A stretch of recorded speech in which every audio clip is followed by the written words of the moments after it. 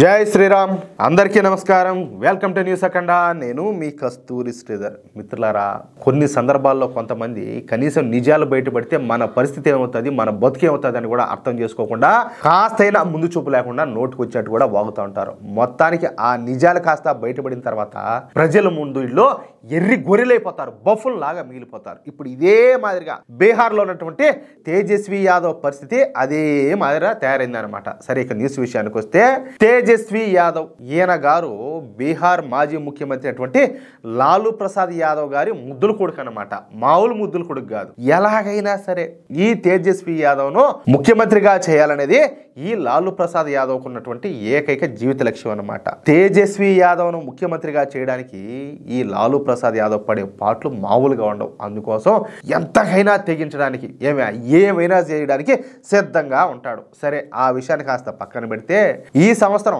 అక్టోబర్లోనో లేదా నవంబర్ నెలలోనో బీహార్లో అసెంబ్లీ ఎన్నికలు అయితే జరగనున్నాయి ఈ అసెంబ్లీ ఎన్నికల కోసం ఇటు భారతీయ జనతా పార్టీ కూటమైనటువంటి ఎన్డీఏ కూటమి అటు కాంగ్రెస్ పార్టీ అదేవిధంగా ఆర్జేడీ కూటమైనటువంటి ఇండి కూటమిలో ఇప్పటి నుంచే ఎన్నికల సన్నాహాలను అయితే చేసుకుంటా ఉన్నాయి సరే అందులో తప్పే ఉండదు రాజకీయ పార్టీలు అన్నాక రాజకీయాలే చేర్చాయనుకుందాం సరే బీహార్లోని ఈ ఎన్నికల ప్రక్రియనంతా కూడా కేంద్ర ఎన్నికల సంఘం ఈ సంవత్సరం మొదటి నుంచే ప్రారంభించింది ఇందులో భాగంగానే బీహార్లోని ఓటర్ల లిస్టును సంస్కరించడానికి కేంద్ర ఎన్నికల సంఘం దృష్టి సారించిందనమాట దాని పేరే స్పెషల్ ఇంటెన్సివ్ రివిజన్ అనమాట ఇదేం కొత్త పద్ధతి ఏం కాదు మనకు స్వాతంత్రం వచ్చిన దగ్గర నుంచి ఈ స్పెషల్ ఇంటెన్సివ్ రివిజన్ ను ఈ కేంద్ర ఎన్నికల సంఘం అయితే చేస్తానే ఉండదు కాకపోతే ఈ ప్రక్రియకు స్పెషల్ ఇంటెన్సివ్ రివిజన్ అని చెప్పేసి పేరు మాత్రమే పెట్టారు అంటే పేరే మారింది ఈ ప్రక్రియ అంతా కూడా మొదటి నుంచి జరుగుతూనే ఉండదు ఇకపోతే ఈ స్పెషల్ ఇంటెన్సివ్ రివిజన్ లో 60 లక్షలకు పైగా దొంగ ఓట్లు నమోదై ఉన్నాయన్నమాట అంటే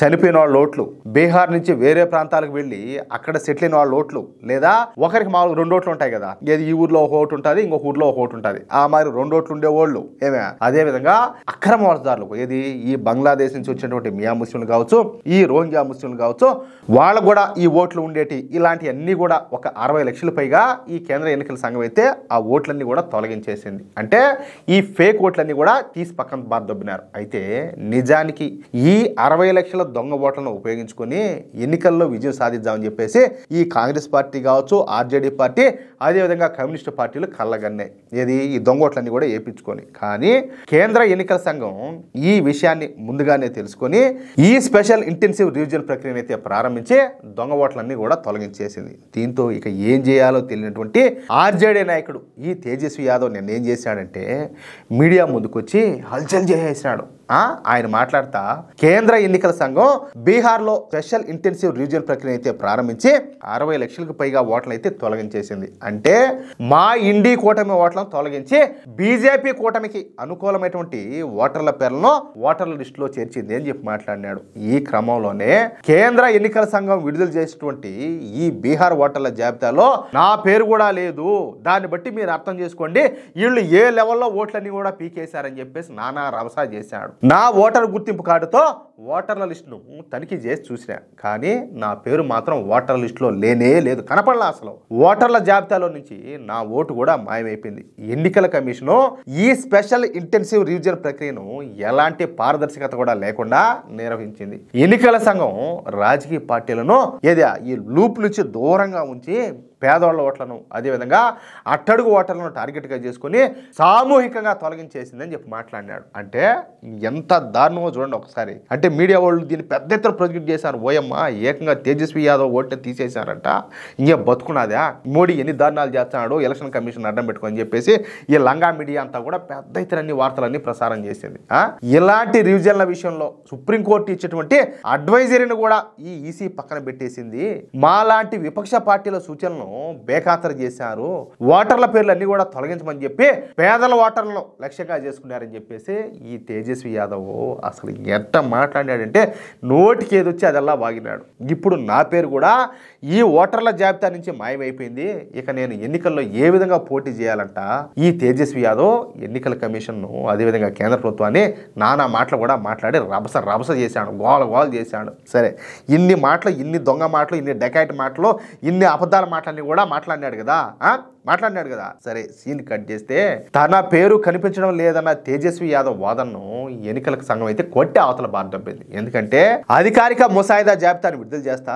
సీరియల్ నెంబర్ 416లో నీ పేరు ఉన్నదని చెప్పేసి ఇలా కళ్ళ గట్టినట్టు చూపించింది. ఇదిగోనైనా నీ పేరు, నీ సీరియల్ నెంబర్ ఏదో ఒకటి ఉన్నది, కాలబడి ఉన్నది, నీ ఓటు ఉన్నది, నువ్వు ఎందుకు ఇంత ఓగు చేస్తున్నావు, ఇన్ని అబద్ధాల కూతలన్నీ కూర్చున్నావు, కారు కూతలన్నీ కూడాను, నువ్వు మనిషివా కాదని చెప్పి మాట్లాడింది అనమాట. ప్రామాణిక విధానం అనుసరించి ఓటర్ల తొలగింపు పైన సమగ్ర సమాచారం అన్ని పార్టీలకు కూడా అందిస్తున్నాము. ఏమే నిర్దిష్ట ప్రక్రియ ద్వారానే ఈ ఓటర్ల రీజన్ అయితే చేపట్టినాం. అప్పీల్ చేసుకునేందుకు సెప్టెంబర్ 1వ తేదీ వరకు అవకాశం కూడా ఉండాలి. ఏది తీసేసినామని చెప్పి ఇంతటితో అయిపోలా. నువ్వు కావాలంటే అప్పీల్ చేసుకోవచ్చు, ఏది నీ దగ్గర సాక్ష్యాధారాలన్నీ సక్రంగా ఉంటే. అర్థమవుతుందా అని చెప్పి కేంద్ర ఎన్నికల సంఘం తేల్చి అవతల బాధ దొబ్బింది. దీంతో ఒక్కసారిగా ఎవరా ఈ లాలూ ప్రసాద్ యాదవ్ పుత్రరత్నమైనటువంటి ఈ తేజస్వి యాదవ్ బండారం మొత్తం కూడా బయటపడిపోయింది. ఈ తేజస్వి యాదవ్ పరువు బీహార్ మురిగొంట్లో కలిసిపోయినట్టయింది అనమాట. ఇకపైన ఈ తేజస్వి యాదవ్ ఈ విధంగా మీడియా ముందుకొచ్చి కేంద్ర ఎన్నికల సంఘాన్ని విమర్శించకుండా ఎన్నికల కమిషన్ సరిగ్గా అయితే బుద్ధి చెప్పింది. లేకపోతే నా ఓటే తీసేశానంటారా? కాదు, ఈ మీడియా వాళ్ళు అయితే మాత్రం ఎట్ట నమ్ముతారు? అంత తెలివి తక్కువగా, అంత బుద్ధి లేకుండా. కాదులే, ఇప్పుడు సరే ఎంత పొరంబోకైనా ఎంత ఎట్టటోడైనా కూడా ఆయన గారు పుట్టింది లాలూ ప్రసాద్ యాదవ్కే, పుట్టింది బీహార్లోనే. ఇది అందరికీ దేశం అంతా కూడా తెలుసు. ఆయన ఓటుని తీసేసి ఆ చెడ్డ పేరు వీళ్ళెందుకు మూట కట్టుకుంటారు అంటాలే. అంత లంగదా ఎన్నికల కమిషన్ ఏమన్నా వీళ్ళ మాదిరా? ఏంది మాటలన్నీ కూడా. మొత్తానికైతే ఇదో ఈ కాంగ్రెస్ పార్టీ రాహుల్ గాంధీ మారి ఈయన కూడా అబద్ధ ప్రచారాలను చేసి లేని పని సింపతేనంతా కూడా సంపాదించాలనుకున్నాడు. మెట్టుతో కొట్టినట్టు ఒకటే రోజులోనే పరువు తీసుకుపోయి మురికాలంలో గెలుపుతుంది ఎన్నికల కమిషన్. అదే విషయం. మిత్రులారా, ఈ న్యూస్ కనుక మీకు నచ్చినట్లయితే ఈ న్యూస్ని ఖచ్చితంగా నలుగురికి షేర్ చేయండి. ఎందుకంటే అబద్ధ ప్రచారాలు విపరీతంగా ప్రచారం జరుగుతూ ఉంటాయి. కానీ వాస్తవం ఏందనేది కూడా జనాలకు తెలియాలంటే మీరు ఇలాంటి న్యూస్ వచ్చినప్పుడు ఖచ్చితంగా నలుగురికి షేర్ చేయండి. మీరు ఉండే గ్రూపుల్లోనూ పాడు అట్లా, ఓకేనా?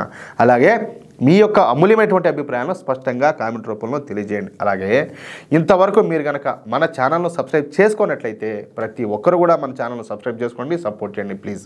జై శ్రీరామ్, జై హింద్.